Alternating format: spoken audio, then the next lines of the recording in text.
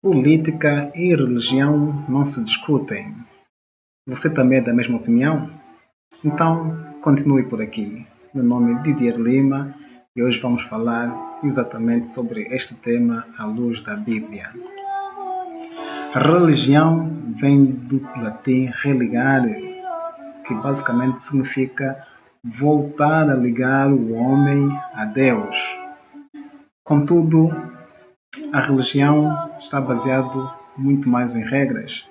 Portanto, eu prefiro falar sobre o cristianismo.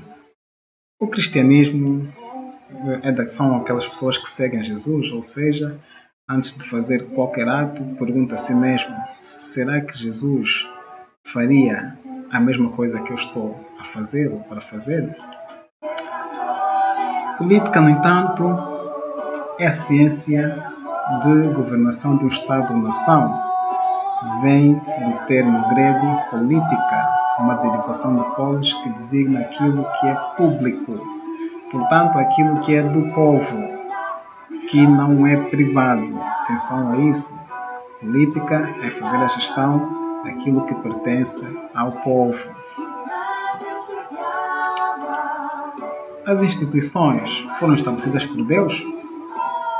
É uma pergunta que muitos se fazem e que os políticos e os ateus gostam de se basear, principalmente os políticos, para subjugar ou fazer com que o cristão ou os religiosos os obedeçam de forma cega, por assim dizer.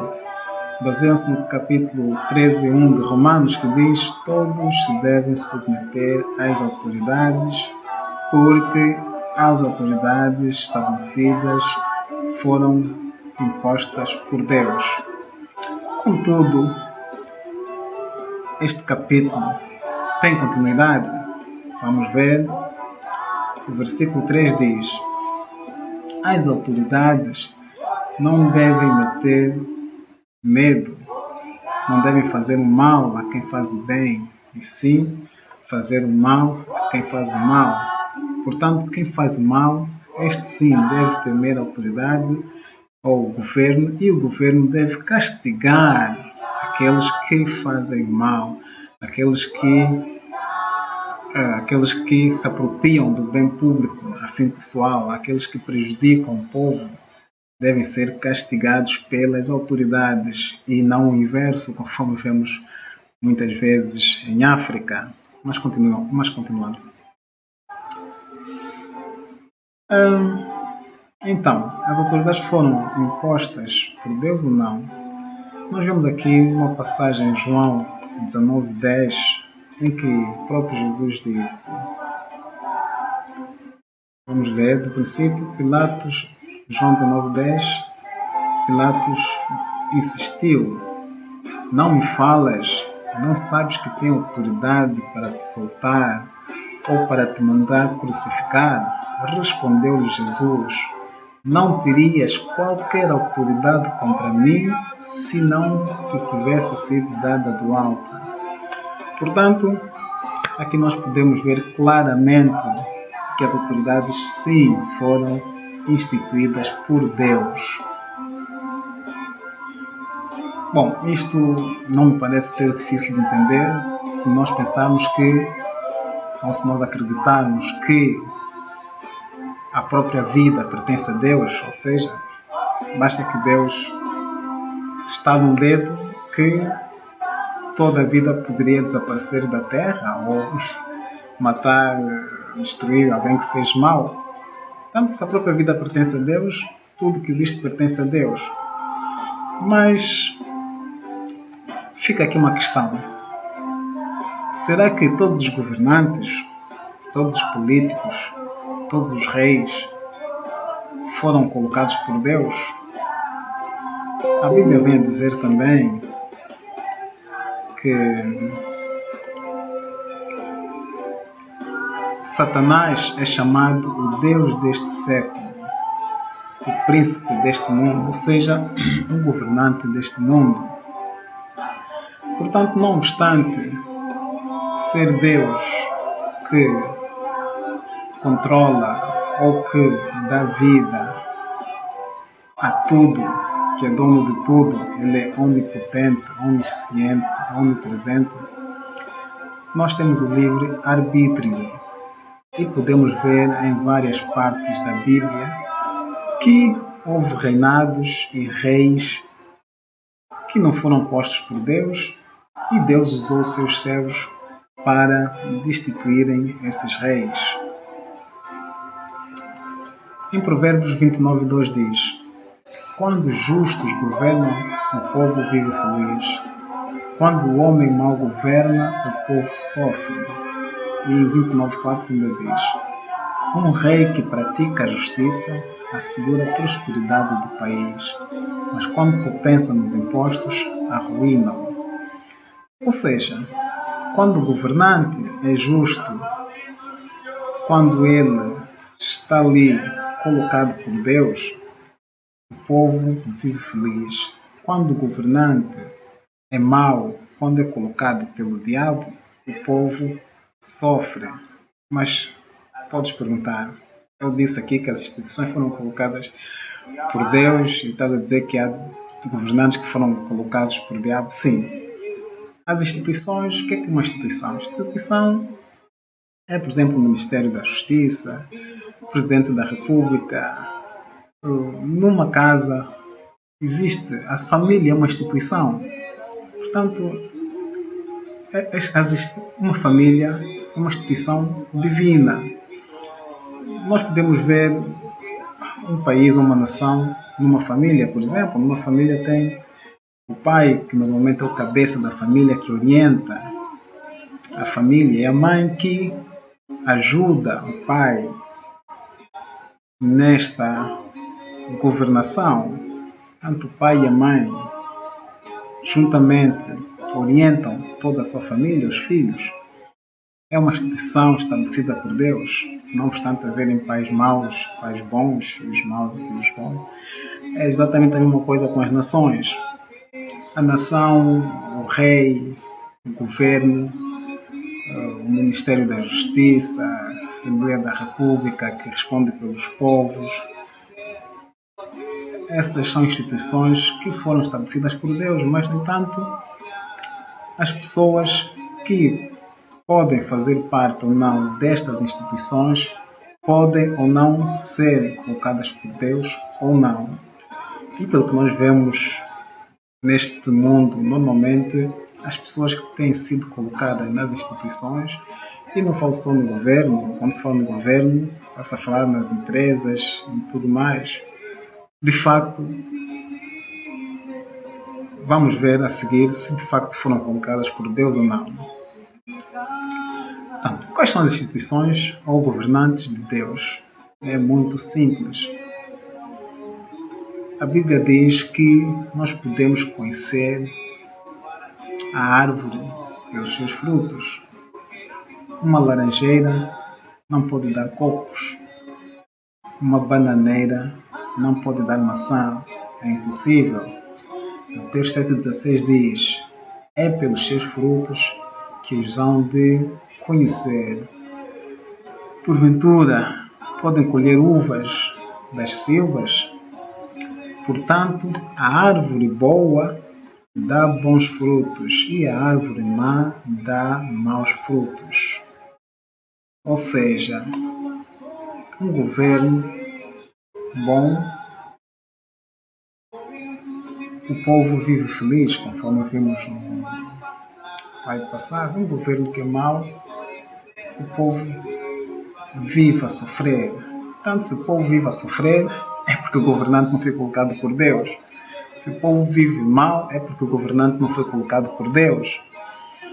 Se o povo vive feliz, vive bem, então este é um governante que foi colocado por Deus numa instituição que foi também estabelecida por Deus. E aqui João diz, em João 10,10, o ladrão não vem senão para roubar, matar e destruir. E este ladrão, não obstante estar a falar de um governante, um príncipe de uma religião, não deixa de ser um governante. Aqui a pergunta é: o teu governante, o teu governo tem roubado, tem matado, tem destruído, ou tem feito com que haja vida e vida com abundância. Tanto assim já podes saber se os teus governantes, na tua empresa, na tua casa, na tua província, se foi colocado por Deus ou não, como pelos seus frutos. O cristão deve se envolver na política? Bom, esta é que é a questão fundamental que me trouxe aqui. E aqui eu gostaria de contar a história de Esther. Há muito tempo atrás, o povo de Deus ficou exilado na Babilônia. Depois teve autorização para voltar para as suas terras. No entanto, houve alguns que já tinham se firmado, estabelecido naquele local e preferiram ficar. Tempos depois apareceu um rei, o Xerxes, que é muito comentado mesmo nos filmes contemporâneos, como os 300, fala do rei Xerxes, que dominou a Pérsia, foi um rei muito poderoso. E Xerxes, podem pesquisar no Google, muito fácil encontrar esse nome, significa governante de heróis. E em muitas Bíblias o nome do rei Xerxes é traduzido como o rei Assuero. Naquele tempo havia uma menina que cresceu sem os pais, foi criada pelo um homem, Mordecai, que chamava-se Hadassa. Hadassa era um nome judeu. E depois de crescer, por ser bela, o rei esteve à procura de raparigas para ocuparem o trono, porque tinha destituído a rainha Vastes, se não estou em erro, devido a mau comportamento. E quem foi escolhida para ser a rainha foi Hadassa, que entretanto teve que mudar o nome para Esther, um nome que passava-se despercebido pelo povo persa daquela época. Portanto, Esther era um nome persa, enquanto que Hadassa era um nome judeu. Antes de formas a talvez esconder as suas origens, ela teve que mudar de nome de Hadassa para Esther. Naqueles tempos, houve um príncipe, um governante muito mau que pretendia eliminar todo o povo judeu por uma simples razão. O rei tinha dado ordens para que todo aquele que visse o governante Amã a passar teria que se curvar perante ele. E isso, conforme muitos de vós deveis saber, vai claramente contra os mandamentos de Deus. E o povo judeu sempre foi muito acérrimo a cumprir os mandamentos de Deus. Qual é esse mandamento? Não te dobrarás a nenhum outro ser, a nenhum outro Deus, senão a mim, o teu Deus. Portanto, o povo judeu e todos os cristãos, por assim dizer, não se devem curvar perante nenhuma outra entidade, nenhum outro ser, a não ser a entidade divina, o próprio Deus em si. E aqui eu quero fazer um parênteses, quero abrir aqui um parênteses para explicar o meu entendimento de obediência. No meu entendimento de obediência, nós devemos primeiro obediência a Deus. Existe uma hierarquia. Primeiro devemos obedecer a Deus antes de tudo mais.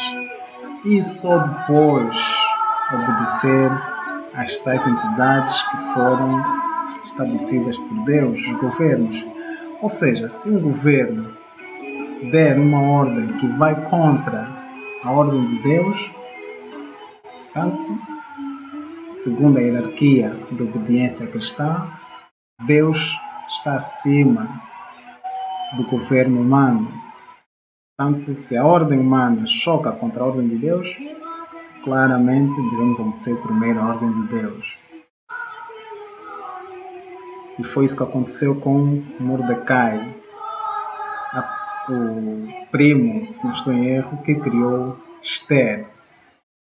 E não só Mordecai, como penso que a maior parte dos judeus não se dobrava perante o governante Amã. Só que Mordecai trabalhava no palácio do rei e constantemente o Amã tinha que sofrer o vexame, por assim dizer, do ponto de vista dele, de passar por um insignificante servo do palácio e este servo não se dobrar perante ele. Houve também outras histórias disso, como a história de Daniel e de Nabucodonosor.